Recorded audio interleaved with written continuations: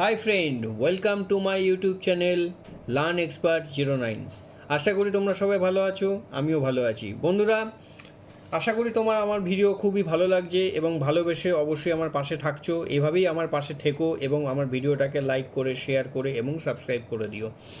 তো এতদিন আমি অনেক বন্ধুরা অনেক দেখিয়েছি ওয়ার্ডের মধ্যে, তো আজকেও একটা ওয়ার্ডের মধ্যে একটা নতুন অ্যাপ্লিকেশান বা নতুন একটা অপশান তোমাদেরকে দেখিয়ে দিই, যেটা তোমাদের খুবই কার্যকরী ডেলিকার ডেলি লাইফে এবং ডেলিকার অফিস ওয়ার্কের মধ্যে।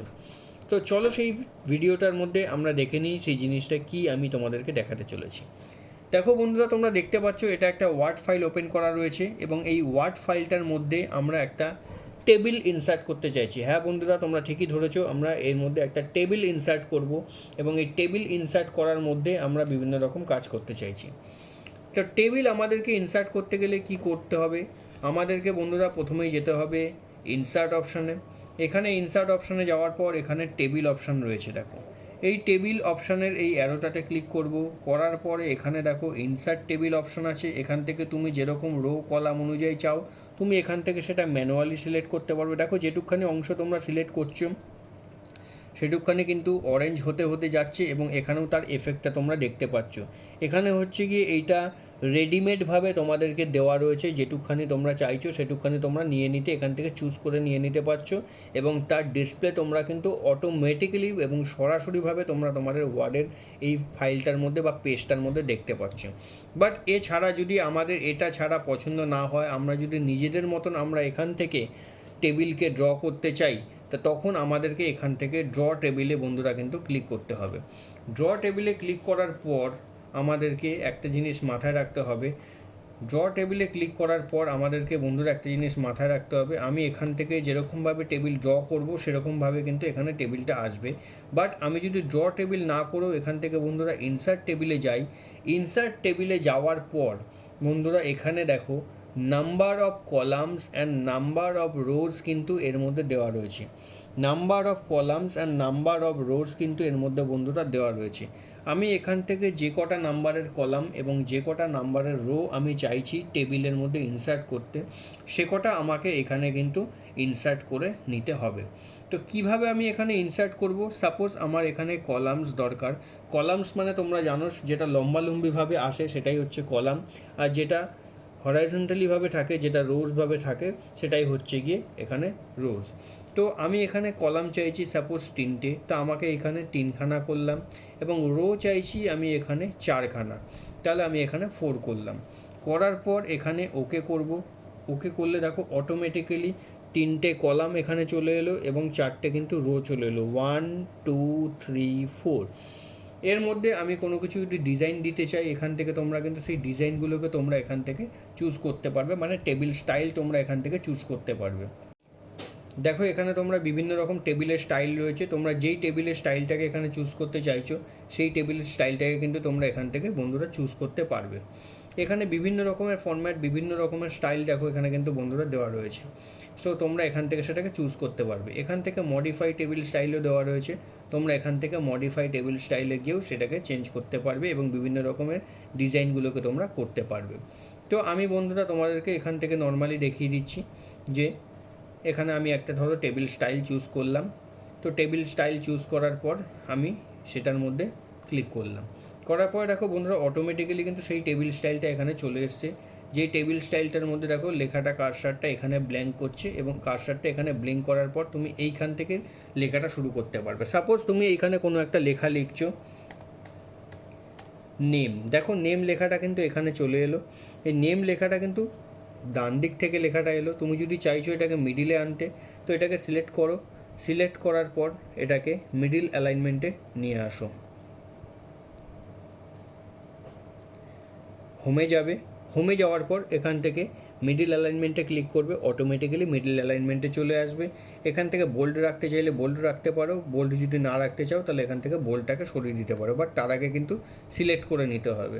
এখান থেকে বোল্ডটাকে সরিয়ে দিলাম, ইটালিকটাকেও সরিয়ে দিলাম, তাহলে লেখাটা নর্মাল হলো। তোমরা তোমাদের অ্যাজ ইউজুয়াল চুজেবল অনুযায়ী যেটা তোমাদের মনে পছন্দ হচ্ছে সেই জিনিসটা করবে।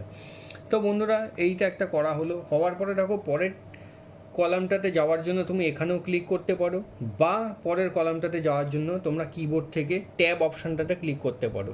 ট্যাব অপশানটাতে ক্লিক করলেও দেখো পরের কার্সারটা কিন্তু পরের টেবিলটা বা পরের কলামটার মধ্যে অটোমেটিক্যালি চলে যাবে। আবার কাজ হয়ে গেলে তোমরা কিন্তু এখানে ট্যাব ক্লিক করতে পারো, অটোমেটিক্যালি চলে যাবে। এবার দেখো বন্ধুরা, আমি এখানে একটা জিনিস প্রথম কলামে লিখলাম নেম, পরের কলামে লিখলাম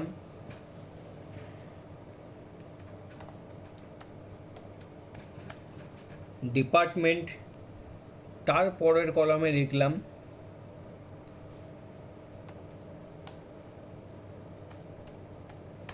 পোস্টিং। এখানে তিনটে জিনিস লেখা রয়েছে, দেখো এগুলো বোল্ড হয়ে রয়েছে, তার জন্য এগুলো বড়োভাবে দেখাচ্ছে।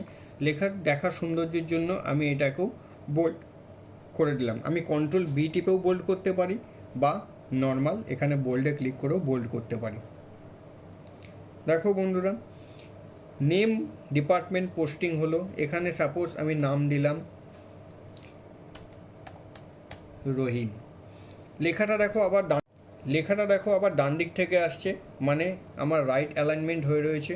তা আমাকে হোমে যেতে হবে। হোমে যাওয়ার পর এখান থেকে মিডিল অ্যালাইনমেন্টে ক্লিক করলেই লেখাটা কিন্তু মিডলে চলে এলো।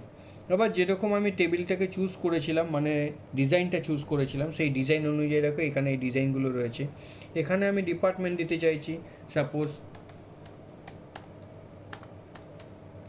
Accounts department. তো অ্যাকাউন্টস ডিপার্টমেন্ট দেওয়ার পর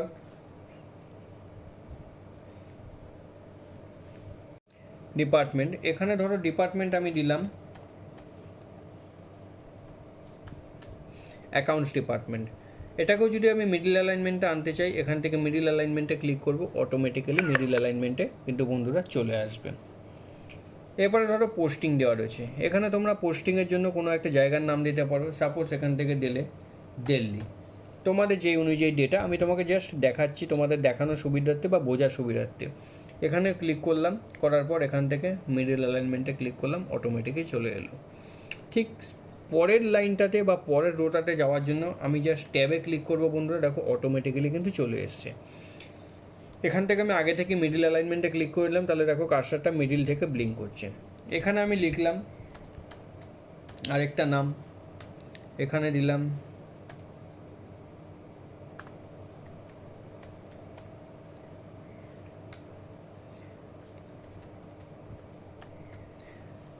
দেখো বন্ধুরা, এখানে অ্যাডমিন এই কথাটা কিন্তু লেফট অ্যালাইনমেন্ট হয়ে রয়েছে, তো এটাকে মিডিলে আনার জন্য আমি এখান থেকে মিডিল অ্যালাইনমেন্টে ক্লিক করলাম, মিডিল অ্যালাইনমেন্টে চলে এলো।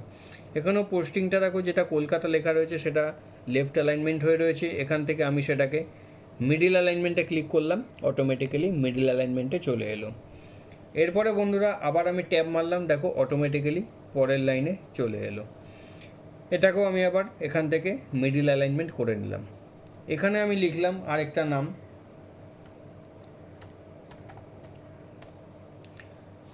ট্যাব মারলাম, পরের কলামটাতে গেলাম, সেখানে আমি দিচ্ছি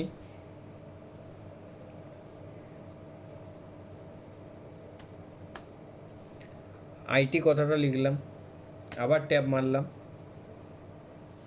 এখানে আমি লিখছি। দেখো বন্ধুরা দুটোই কিন্তু লেফট অ্যালাইনমেন্ট হয়ে রয়েছে। এখান থেকে আমি গেলাম, গিয়ে এখান থেকে মিডলে ক্লিক করলাম, আবার এখানে গেলাম, এখান থেকেও মিডিলে ক্লিক করলাম। করার পরে বন্ধুরা আমার যদি মনে হলো যে আমার এখানে 3টে রো রয়েছে, আমার এখানে আরেকজনের নাম আমাকে অ্যাড করতে হবে, তো তখন কি করব বন্ধুরা, কোনো অসুবিধার কোনো ব্যাপার নেই, আমার ভুলবশত হতেই পারে। তো আমাকে এক্সট্রা রো এবং এই ফরম্যাটেই অ্যাড করার জন্য, মানে কলাম আমার 3টেই থাকবে, রো আমার আরেকখানা ইনসার্ট হবে। তো সেক্ষেত্রে কি করব, মাথায় রাখবে লাস্ট যেই কলামটার মধ্যে রয়েছি সেই লাস্ট কলামটার মধ্যে এসে বন্ধুরা আমি কিন্তু যদি ট্যাব মারি, অটোমেটিক্যালি কিন্তু আরেকখানা রো সেই ফরম্যাটেই কিন্তু ওখানে ইনসার্ট হয়ে যাবে। কি বললাম বন্ধুরা, মাথায় রেখো, লাস্ট কলামে এসে আমি যদি ট্যাব মারি তাহলে কিন্তু আরেকখানা রো এবং আরেকখানা কলাম নয়, আরেকখানা রো কিন্তু ওই কলামের বেসিসেই ইনসার্ট হয়ে যাবে। দেখো তোমরা এখানে দেখতে পাচ্ছ আরেকখানা রো কিন্তু এখানে বন্ধুরা ইনসার্ট হয়ে গেল।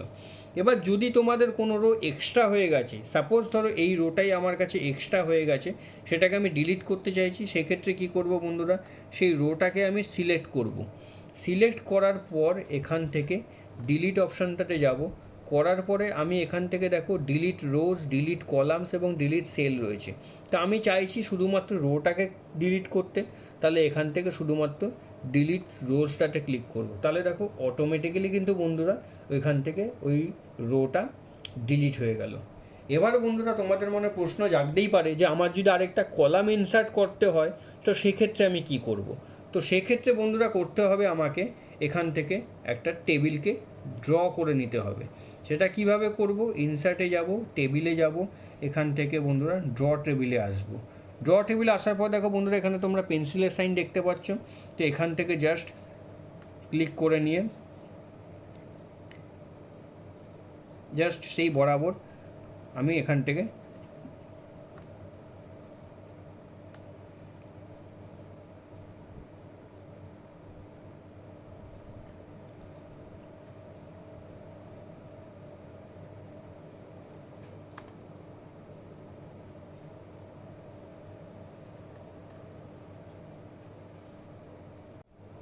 তো আমার যদি মাঝখানে বন্ধুরা দরকার পড়ে আরেকখানা কলাম ইনসার্ট করতে, তো আরেকখানা কলাম ইনসার্ট করতে গেলে আমি কি করব, কলাম ইনসার্ট করতে গেলে আমি এখান থেকে ইনসার্টে যাব, ইনসার্ট টেবিলে গিয়ে এখান থেকে ড্র টেবিল অপশানটাতে ক্লিক করব। করার পর দেখো এখানে বন্ধুরা একটা পেন্সিলের সিম্বল কিন্তু চলে এসছে অটোমেটিক্যালি, তোমরা দেখতে পাচ্ছ। আমি আরেকবার দেখিয়ে দিচ্ছি, ড্র টেবিলে যাব, ড্র টেবিলে যাওয়ার পর এখানে দেখো পেন্সিলের অপশান চলে এসছে। তো কলাম ইনসার্ট করতে গেলে আমাকে এর মধ্যে আরেকখানা কলাম অ্যাড করতে হবে। জাস্ট কিছু না, এই বরাবর রেখে ক্লিক করে আমি এর মাঝখান থেকে একখানা লম্বালম্বি দাগ টানবো। টানলেই দেখো আরেকখানা কলাম কিন্তু আমার এখানে ইনসার্ট হয়ে গেল। কিন্তু কলামটার কেমন সাইজ ছোটো বড়ো মনে হচ্ছে, তো ছোটো বড়ো মনে হওয়ার জন্য কোনো অসুবিধার কিছু নেই। জাস্ট বাইরে একবার ক্লিক করব, ক্লিক করার পরে আমাদের যেরকম অনুযায়ী দরকার এরকম দেখো একটা প্লাস সাইনের মতন আসবে। এই অবস্থায় আমি এটাকে ড্র্যাগ করে টেনে এটাকে ছোট করলাম, এটাকেও আর একটু এরকম প্লাস সাইনের মতন আসবে। যখন আমি এটাকে টেনে একটু ছোট করব, দেখো তোমরা দেখতেই পাচ্ছ এরকম প্লাস সাইন, এরকম টেনে একটু ছোট করলাম। করার পরে পোস্টিংয়ের অংশটাও এলো, এটাকেও গেলাম, এরকম প্লাস সাইনের মতন যখন আসবে জাস্ট আমি ওটাকে টেনে একটু ছোট করব।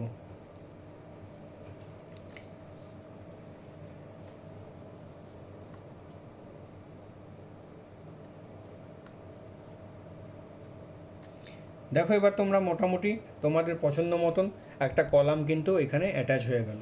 এবং সিমিলারলিভাবে তোমরা এখানে কিছু লেখার থাকলে এবং সেখানে কিছু জিনিস অ্যাড করার থাকলে এই কলামগুলোর মধ্যে তোমরা এখানে অ্যাটাচ করতে পারবে।